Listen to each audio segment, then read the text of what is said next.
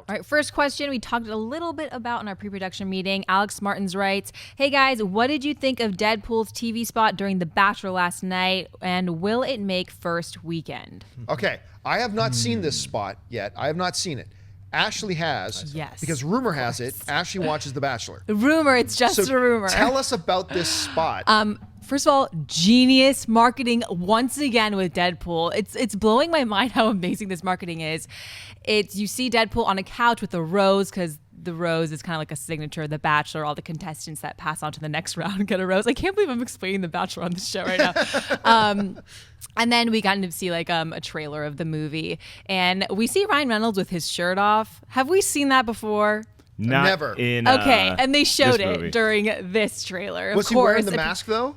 No, I think he just took it Ryan off. Reynolds. Yeah, Oh, wow. appealing to the ladies, of course. And then the trailer ends, and then you see him like put a bunch of roses in his face, and he's like, "Smells good" or something like that. Super clever. And he said, "All you girls are listening to your boyfriends talk about wanting to see this superhero movie. Well, check this out." And then it shows him and shirtless. then yeah, exactly. Yeah. That's genius. Yeah. How have I Genius not seen this marketing. spot yet? It's on YouTube. I saw it this morning. It's really funny. And he says something about like, ladies, guys, Deadpool, Valentine's Day, come on. It's like, it's basically saying, look, this is a movie about love. He's like, sure. Yes, it's about he said it's a relationships. movie about He's like playing relationships. around with the roses. And they just Yes. cut to all these lovey-dovey scenes. So it's another hilarious, great marketing tool for the Deadpool Totally. movies. I love how Deadpool has just become like that wacky neighbor that lives down the street, or he's just the guy that you need to have at your party if you want it to be a rager. Like he's fun. He adds fun to whatever he does.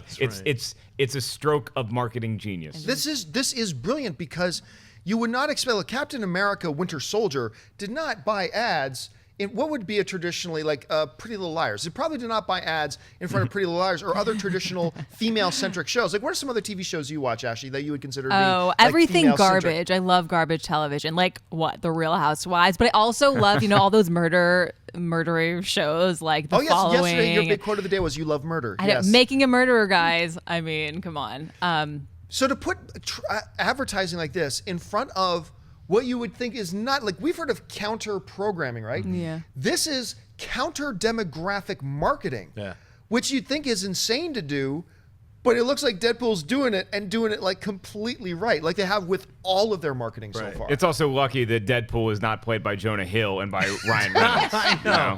Definitely lucky. Yeah. All right, what's the next Twitter All right, question? Chloe's Full writes, what is the process of becoming a film critic?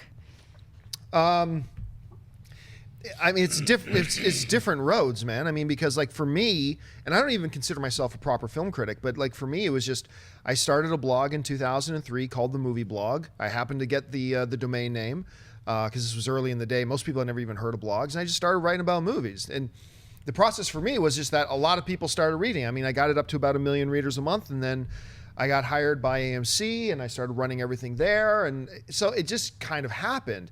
So, I mean, I don't really know I don't know that there is any one path to becoming a film critic per se. Look, if you have a blog and you write, you're a film pundit. I mean, whatever. I personally, and I don't even know if this is correct, but I have a line in my head that divides just film pundits from film critics. And when I think of film critics, like proper film critics, like I think of guys like with journalism degrees and film degrees, and have sculpted their craft and their art, and are heavy into research, and they know the history of Hollywood and all that kind of stuff.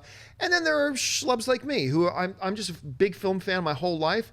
I just watch a ridiculous amount of movies, and I like to talk about it. I'm pretty good at communicating. But there's a difference between me, film pundits, and like, say, a Roger Ebert. And I believe there is a place for both in this world. But how one goes about becoming a film critic, your mileage may vary. Mark, how did you become the first YouTube film critic? What's the word I'm looking for? Accredited. Thank you. With like Rotten Tomatoes and like all these other associations. How did that happen? John, when I think of a film critic, I think of a green hoodie, empty Starbucks cup, and a guy who loves some kick-ass Lynyrd Skynyrd music. Christian and I as Schmoes took a very kind of roundabout way because that was never like the sole intention. We just wanted to do a YouTube show that entertained people. So when you take the YouTube route to film criticism, it might be easier now, I'm not sure, but eventually you can become accredited as a film critic if you do video reviews. We were the first ones to be such on Rotten Tomatoes, and then we got certified and accredited by the MPAA. So we do have some degree of legitimacy to what we do. I still consider myself a film pundit and a very disrespected film critic, but I'll take it either way. Whatever gives me the platform to talk about movies with you guys instead of working at a bank, I will sign up. Snap. Well, for myself, I came on as a guest on For Your Consideration, AMC For Your Consideration, and I enjoyed it so much just because I've always talked about films with my friends, but I've been directing cartoon shows for years. It became a thing. So they kept asking me to come back, and I just started, I don't really review films. So, I talk about movies, and I'll write my mini reviews on Instagram. So I don't really consider myself a film critic or pundit. I don't know, but I love talking about films. I love films. I studied film in college, and I make films. So when I talk about films, sometimes it's a little difficult because, especially if you know the person that you're talking about their film, that's the weird line. Sometimes that gets a little harder the more I do this thing, and the more I still do my other thing, which is making films and television. That you know the people who are either making amazing stuff or who are making garbage, and you don't want to tell somebody like, hey, your film sucked. You don't want to, hey, you still want to hang out tomorrow? Nope, that's not, so, that's the one weird thing for me. But, if you want to become a film critic or a film pundit or just talk about movies or television, just do it. We live in that time where you can just get on YouTube, use your iPhone, film yourself, throw it up, bam, you're a film critic. How many people care about what you say? That depends on what you actually say and how much perseverance you're going to have. Are you going to do it for 3 years, gain a following, and then within 3 years, if you only have 50 people watching you, keep your day job? It's like there's that kind of thing too. So, all right, what's next? Scott Cluna writes, was wondering if there's been any news on the making of 23 Jump Street. No, I haven't really heard anything else. I know they want to do it. I know they plan to do it. It'll happen. It'll absolutely happen, whether it happened in 2017 or 2018. I got a feeling it'll happen in 2017 or 2018. One of the two. Yeah, and if you just want to revisit it quickly and just have a good laugh, watch the end credits of 22 Jump Street. It's just hysterical. So good. Right. I hope they do just jump to 29 Jump Street. That would be hilarious. If they just jump one or two numbers. Yeah, just jump a couple, and then are you going to go back and do a prequel, or then it becomes super 25 weird. Jump Street has a nice ring to it. All right, what's next? Jordan Anderson writes, favorite comedy of 2015. Oh, gosh. I first have to look up a list of comedies. I don't recall giggling this year as much as I had in previous years at comedies. The answer is definitely not Hot Pursuit. I can tell you that much. Well, Trainwreck. Yeah, Trainwreck, and I thought The Night Before I laughed a lot. Trainwreck was good. Spy. Yeah. Pitch Perfect 2 was not as good as the first Pitch Perfect, but wasn't bad. The Night Before was really funny. Mordecai was not. Get Hard was not. No. American Ultra was not. Hot Tub Time Machine was not. Horrible. I laughed at. You know what I'm going to take though? I'm still going to take moments. I'm going to take Ted 2 because Ted 2. It's not the best film. It's not as good of a movie as the first Ted, but it just made me laugh so hard.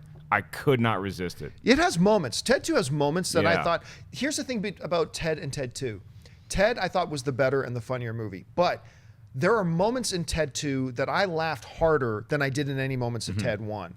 Like the sperm joke was so freakingly well. As they usually are. Yeah, it was so well executed in the whole bit. So, not a great... Spy is one that a lot of us enjoyed. I'd give Spy and The Night Before the honorable mention and give Ted 2 the crown. Yeah, but it's not a good year for comedies. Like it's like we're listing as our best comedies of the year, comedies that were pretty good. But nothing like I'm going to be thinking about 5 years from now. Yeah, a lot of stuff just fell flat. Wedding Ringer fell flat. There was a lot of stuff that came out this last year that was just meh. But we can get a little excited for comedy in 2016 because, I mean, you have the huge summer with Ghostbusters, right? And then you're going to have the new Richard Linklater movie, Everybody Wants Some. That could be really funny. So there's potential in 2016. We'll wait to see if it comes to fruit. All right, what's next? Justin Square writes, who will get an Oscar first, Leonardo DiCaprio or Will Smith? Leo DiCaprio. Leo DiCaprio, because Will Smith is capable of winning an Oscar. He's got it in him to win one, I think. Now, whether he will or not is a big question. Leonardo DiCaprio, it's inevitable he's going to win one. Look, he gets nominated every year he acts in something because he's that good.